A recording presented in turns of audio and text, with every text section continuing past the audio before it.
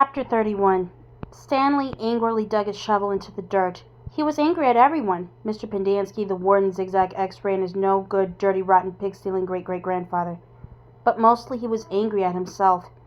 He knew he never should have let Zero dig part of his hole for him.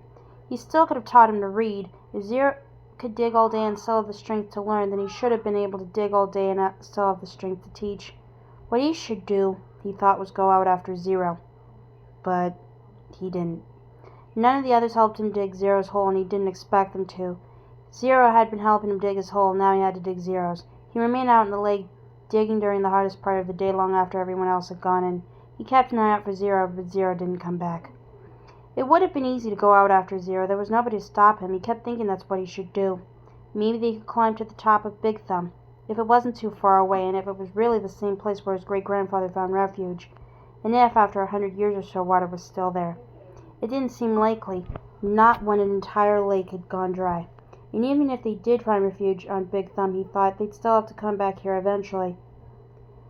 Then they'd both have to face the warden and her rattlesnake fingers. Instead, he came up with a better idea, although he didn't have it quite all figured out yet. He thought that maybe he could make a deal with the warden. He'd tell her where he'd really found the gold tube if she wouldn't scratch Zero. He wasn't sure how he'd make this deal without getting himself into deeper trouble. She just might say, "Tell me where you found it or I'll scratch you too." Plus, it would mean X-Ray would get in trouble too. She'd probably scratch him up as well. X-Ray would be out to get him for the next 16 months. He dug his shovel into the dirt. By the next morning, Zero still hadn't returned. Stanley saw one of the counselors sitting guard by the water spigot outside the shower wall. Mr. Pendanski had 2 black eyes and a bandage over his nose. "I always knew he was stupid," Stanley heard him say. Stanley was required to dig only 1 hole the next day.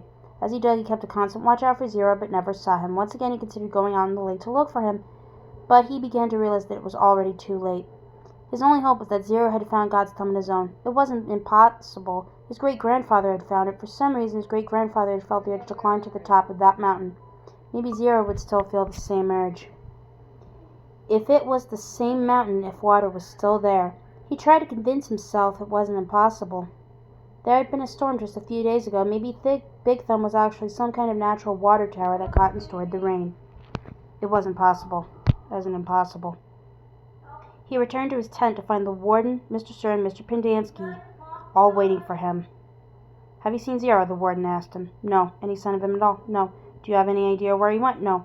"You know you're not doing him any favors if you're lying," said Mr. Sir. "He can't survive out there for more than a day or 2. I don't know where he is."